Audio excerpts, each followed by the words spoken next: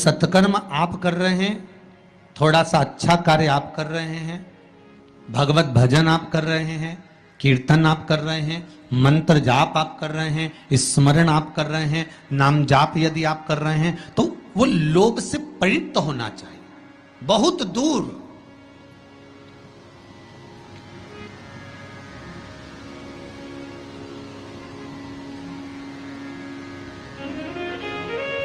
आपके भीतर वो उपजे ना।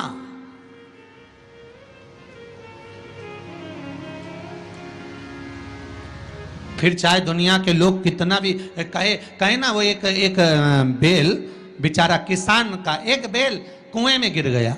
अब कुएं में गिर गया तो किसान का बेल जब कुएं में गिरा तो ये देखा कि कुएं में से बेल को निकालना है। खूब मेहनत करी किसान ने बेल को निकालने की, पर वो बेल निकल नहीं रहा था। बहुत बहुत बहुत बहुत मेहनत करने के बाद भी वो बेल नहीं निकला। बहुत अथक प्रयास करा गया पर बेल नहीं निकला। तब किसान ने फिर कहीं मशीन वाले से कहा होगा कि इस बेल को निकालना है। मशीन वाले ने कहा 25,000 रुपये लग जाएंगे, 20,000 रुपये लग जाएंगे। तो उसने सोचा 20,000 25,000 लग जाएगा तो इससे अच्छा है कि इसको पड़े ही रहने दो। बेल किसी काम का तो था नहीं, बूढ़ा हो गया था।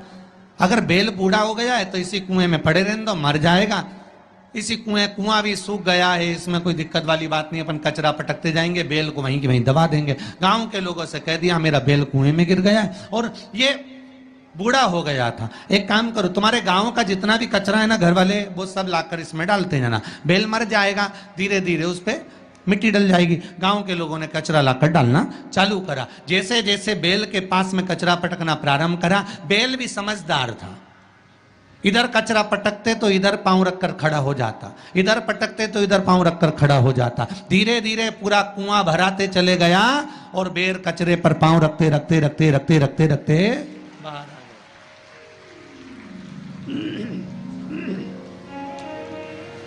बेल कचरे पर पांव रखते रखते रखते रखते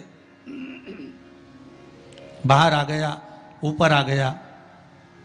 और जब वो ऊपर आया, निकल कर बाहर भाग गया, निकल कर बाहर भागा। बेल से हमको एक सीख लेना चाहिए, हमको एक चीज सीख लेना चाहिए। बुराई करने वाले कितनी भी बुराई करेंगे, निंदा का कचरा, बुराई का कचरा कितना भी पटकेंगे, हमको केवल उस पर पांव रखकर निकल कर बाहर की ओर चले जाना है और हमारे जीवन को सार्थक बना लेना है। करे करे तो करे।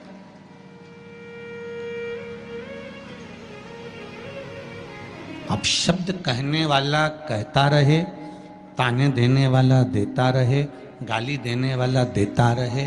अपनी शिव भक्ति, अपना स्मरण, शंकर का अनुमोदन होता रहे, बस इसका ध्यान रखना। बैसाख के महीने में 9वीं तिथि को माता जानकी का प्रागट्य हुआ है पृथ्वी से।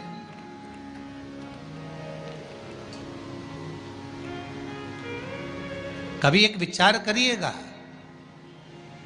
कि नरसिंह अवतार बैसाख के महीने में हुआ, कुर्मा अवतार बैसाख के महीने में हुआ, हयग्रीव अवतार बैसाख के महीने में हुआ, परशुराम अवतार बैसाख के महीने में हुआ, माता जानकी का अवतार बैसाख के महीने में हुआ। आखिर बैसाख के महीने में, माधव महीने में इतनी महत्वता क्यों?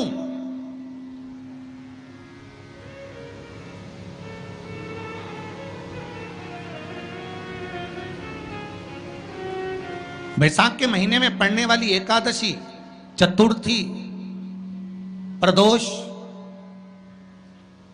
अमावस्या, पूर्णिमा, शिवरात्रि, ये सभी इतनी महत्वपूर्ण क्यों हो जाती है?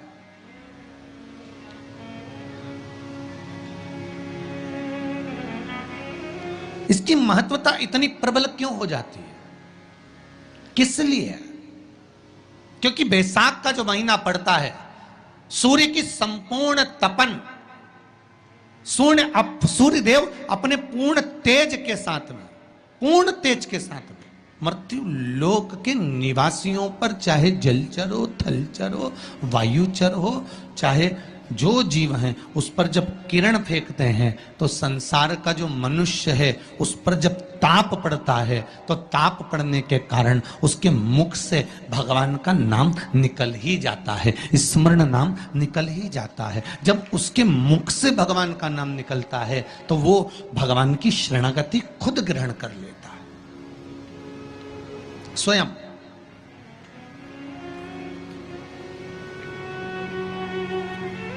शरणागति ग्रहण कर लेना।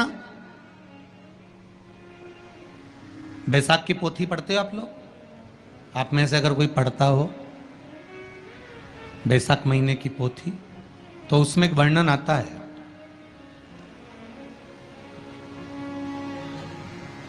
गीता प्रेस गोरखपुर के कल्याण अंक में भी आप ये पावन बैसाख चरित्र श्रवण कर सकते हैं।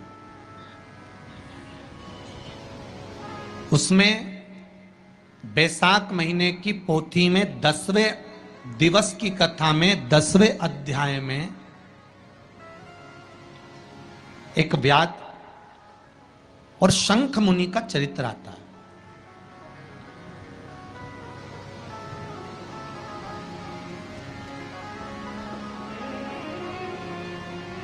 शंख मुनि एक बार निकलकर भगवान शंकर के मंदिर में जल समर्पित करने के लिए जा रहे थे और शिव मंदिर की ओर जाते जाते जाते जाते जाते जाते बीच मार्ग में चलते चलते चलते चलते और वो शंख मुनि जब शिव के मंदिर में पहुंचे, शंकर भगवान के मंदिर में जाकर उन्हें दर्शन किया,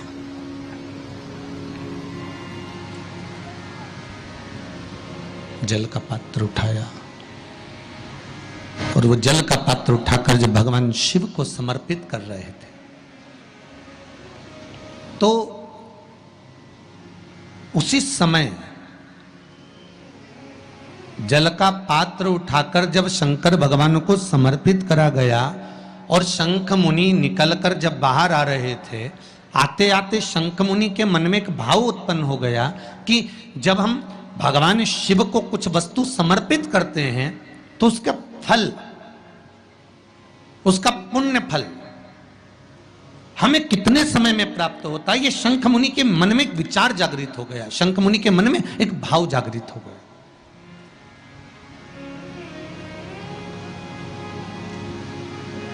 कई माताएं पशुपति व्रत करती हैं, कई ऐसी भी माताएं हैं जिन्होंने 2-3 बार पशुपति व्रत कर लिए होंगे, दूसरे को बताया, उसने व्रत करा, उसका हो गया, उसको फायदा भी मिल गया, और ये 3 कर ली, उसके बाद भी कुछ ना कुछ रह गया। तो इसके मन में आया कि बताओ मैं भी व्रत कर रही हूँ, ये भी व्रत कर रहे हैं, ये भी व्रत को सुन कर रहा है, मैं भी व्रत कर रही हूँ, आखिर बात समझ में नहीं आती। उसको लाभ मिल गया, मुझे लाभ नहीं मिला, उसको लाभ की अनुभूति होगी, मुझे लाभ की अनुभूति नहीं हुई। तो कभी विचार करना कि तुमने उसको पशुपति व्रत बताया, उसने व्रत किया और बड़े दिल से करा, बड़े बड़े दिल से करा, तुम्हारे बताए अनुसार करा, मतलब तुम्हारी बात पर कितना विश्वास होगा उसको, तुम्हारी बात पर कितना भरोसा होगा उसको। और तुम्हारे बताए अनुसार उसने पशुपति व्रत कर लिया और उसका काम हो गया, और तुम 2 बार 3 बार 4 बार 5 बार कर चुकी तो भी नहीं हुआ। उसका कारण क्या हो सकता है? उसका एक कारण है, तुम्हारी बात पर उसने विश्वास कर लिया पर तुम अभी विश्वास पूर्ण रूप से कर नहीं पाई हो। तुमने ये सोचा है कि दुनिया कर रही है तो अपन भी कर लो। एक बार महाराज ने बोला है कर लो, देखा जाएगा, पर तुम्हारे बात में वो जागृतता, तुम्हारे पास में वो बल, तुम्हारे पास में वो जागृतता, तुम्हारे पास में वो बल, तुम्हारे पास में वो विवेक, तुम्हारे पास में वो बल प्राप्त नहीं हुआ, वो विश्वास जागृत नहीं हुआ। यदि तुम्हारे पास वो विश्वास जागृत हो जाता वो बल जागृत हो जाता। तो तुमने जब पशुपति व्रत करा उसका फल तुमको मिल जाता। अगर विश्वास जागृत होता तो फल मिल जाता।